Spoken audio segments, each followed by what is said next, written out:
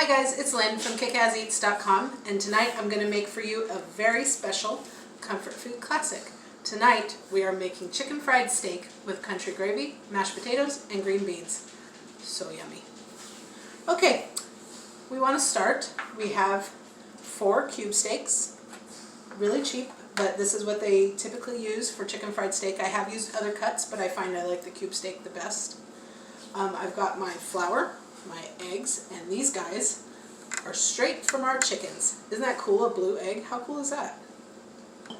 I've got my seasonings, salt and pepper of course, a little bit of cayenne, a little bit of paprika, smoked, and a little bit of head country, which is so delicious. And I know you've heard Chef Hesh talk about it, and it really is as good as he says. I've also got some butter for my roux. Right here I have pre-soaked potatoes. Those are just going to go in the foodie, which is an air fryer / pressure cooker. And yeah, let's get started. First of all, we want to crack 2 eggs into the bowl. Oops.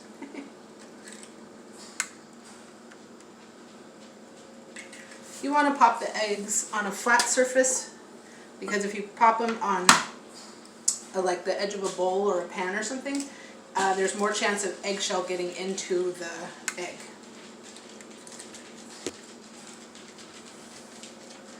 Alright, now we want to take our little handy dandy fork here and whisk them up.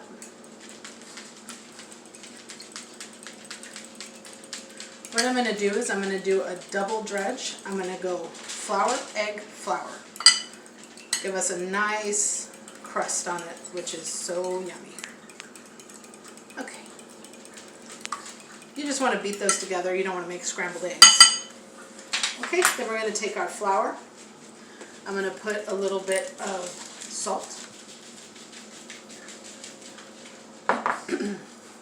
What I'm essentially doing is I'm seasoning the flour the exact same as I'm seasoning the meat. So salt and pepper.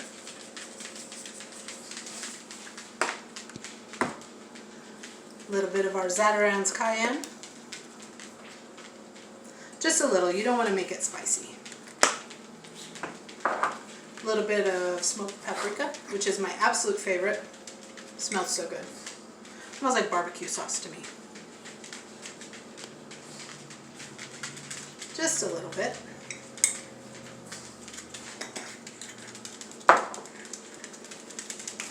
And a little bit of head country.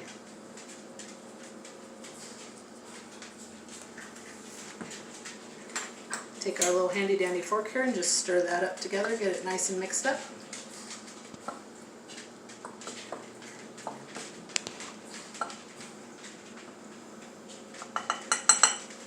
Alright, now we're going to go back and we're going to season the meat. Salt. Not a lot, you don't want it super salty, and there's other seasonings going into this, so you don't want anything to overpower. Bit of pepper.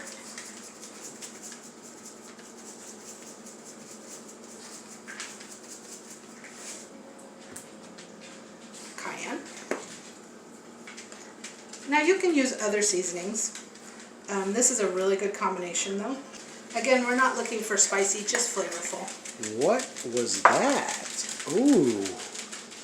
What was what, Chef Hesh? You used another spice there that looked absolutely delicious. I forgot to say it was the smoked paprika. Oh, that's one of my favorites. Oh, I can't wait to try this.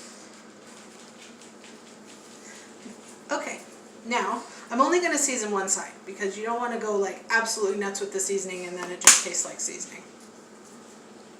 Alright, now I'm going to try to do wet hand, dry hand. This doesn't always work out for me, but we'll try.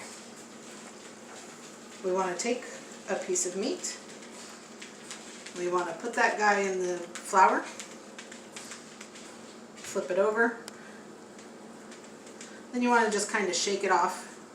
Try not to let the steak fall apart. I mean, it's essentially a hamburger steak, so. Then you want to put that guy in the egg. I already failed wet hand, dry hand, that's fine. You just get gunky fingers, that's all. Shake off the excess. Shaky, shaky. And then we want to go back over here into our flour. Get that guy good and covered. Nice, crispy, tasty breading. Just make sure that you've got flour on the whole thing. And then I'm going to set it over here on my rack. And I am going to do the rest of these exactly the same. And we'll be right back. Okay, now that we've got our cube steaks dredged and resting, I'm going to get started on our country gravy. What I'm going to do is I'm going to take half a stick of butter. This is salted sweet cream butter. And I'm going to take, I don't know, a cup or so, maybe a little more, maybe a little less of flour. What you want to do is you want to come over here to this guy, toss your butter in. Then you want to go ahead and melt him. Just push him around a little bit. You don't want to burn this and you don't want to brown this. What we're doing is we're making a roux. You want to make sure that you remember the rule of hot roux, cold milk. That's how you keep from getting lumpy gravy. So you just keep pushing him around. He's almost melted.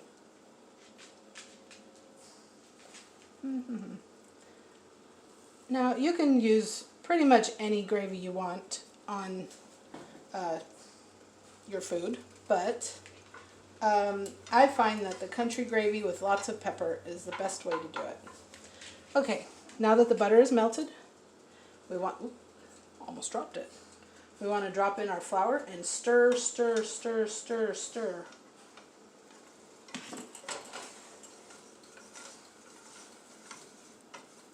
Stir that guy.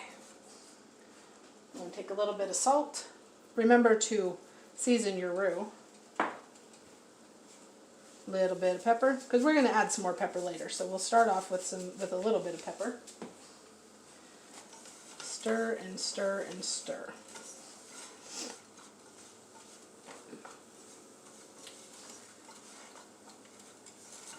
You're probably going to be stirring this guy for quite a while. It looks like I need a little bit more butter.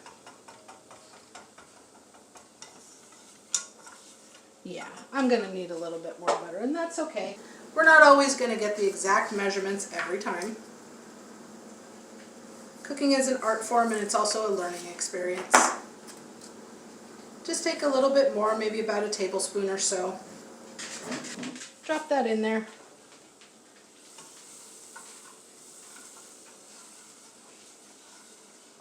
Yeah, that's going to be better. What we're doing here is we're getting the raw taste out of the flour, because I don't know about you, but I have accidentally not cooked it enough, and then the gravy just tastes like flour. And then at that point you pretty much got to just toss it and start over.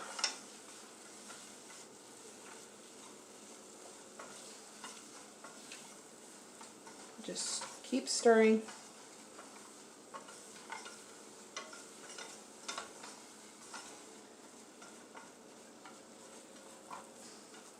Okay, I think we're just about there.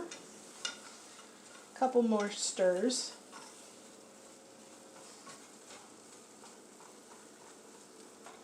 Okay.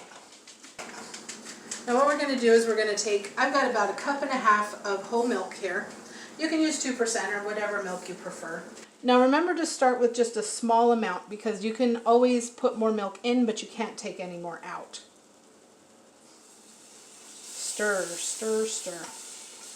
This is to help the gravy not be lumpy, as I said before. Hot roux, cold milk.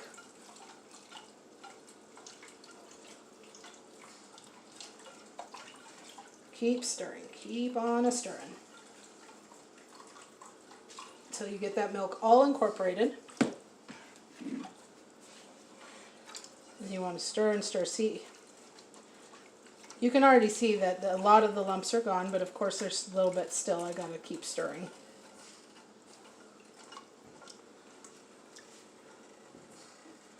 A little bit more salt. You don't need a whole lot of salt because this is salted butter, so you don't want like super salted gravy. That's not very pleasant. But you do want a lot of pepper.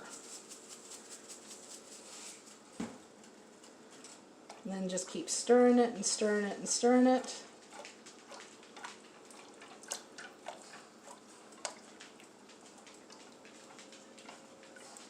Now you've got a nice smooth country gravy, which is going to be fantastic on your chicken fried steak and your mashed potatoes.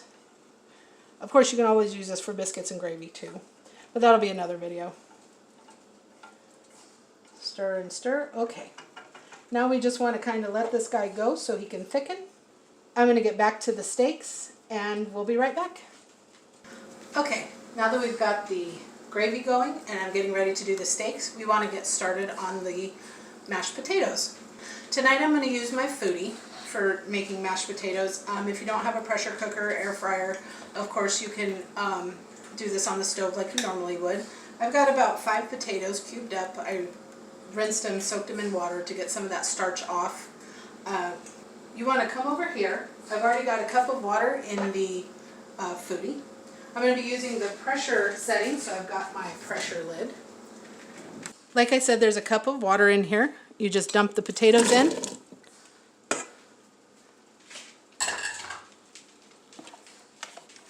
This is not really a Foodie technique, I'm just giving you a real short one. Okay, set that up. Now this only takes about 2 minutes once it comes to pressure. So this is my favorite way to make mashed potatoes. Hit start and let that guy go. Now, while those are pressurizing and things, I'm going to start my steak. I've got my preheated oil. It's just regular canola oil. I'm going to take a steak here, this lovely thing here, and then I'm going to just put it in the oil. Now that I've got my steak in the oil, you want to just keep an eye on it. You only want to do it for a couple of minutes aside. You don't want it super well done, but you also don't want it like rare. So you just kind of keep an eye on it, and once you start seeing it get brown coming up the side, you're going to want to flip it over.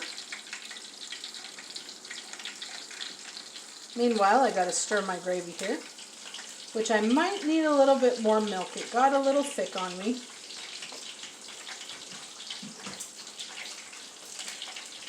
Have my handy dandy Chef Hesh bring me some milk.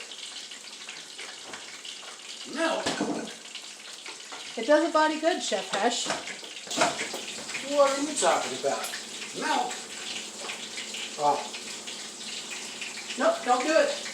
Pour a little bit in the gravy. Okay. Oh, you don't need very much. About a quarter cup. Just enough so that we can get it back to that nice smooth texture. Okay, now this guy here is ready to flip over. Just want to grab him with your tongs and flip him over. Oh yeah. That looks fantastic.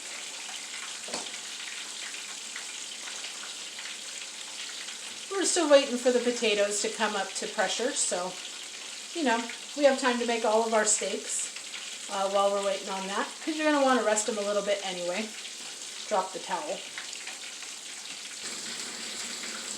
Give me 1 second and let me wash my hands. Now while all of this is going on, I've got my green beans back here warming up. They've got butter, salt and pepper, a little bit more salt and pepper here. Move the spoon, Lynn.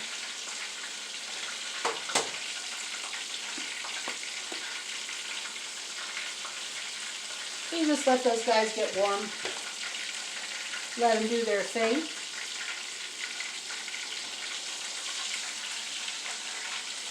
We are just about there with our steak.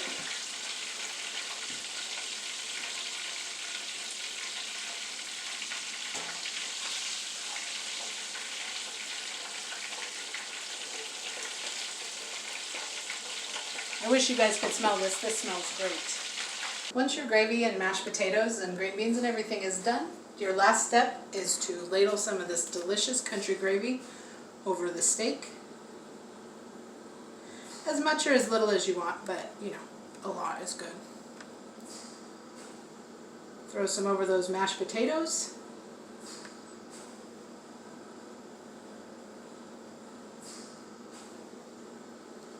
You can put some on your green beans if you want to, but you don't have to. And there you go. That's Lynn's chicken fried steak and country gravy with mashed potatoes and green beans. Remember, stay foodie.